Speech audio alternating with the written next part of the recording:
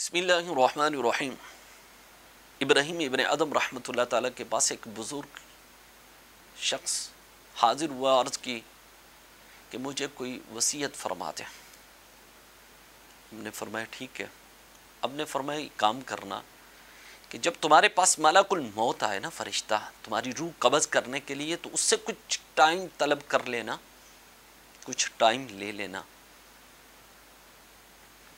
کہ اللہ کے بندے وہ تو ایک سیکنڈ کا، وہ تو ٹائم پوچھتے بھی نہیں ہیں، آ کر پوچھتے بھی نہیں ہیں کہ تمہیں ٹائم چاہیے کہ نہیں چاہیے، وہ تو آتے ہیں اور روح نکالتے چلے جاتے ہیں۔ تو آپ نے فرمایا اگر وہ ٹائم نہیں نہ دیتا تو اپنی تیاری کر کے بیٹھ، تجھے ٹائم لینے کی ضرورت ہی نہ پڑے۔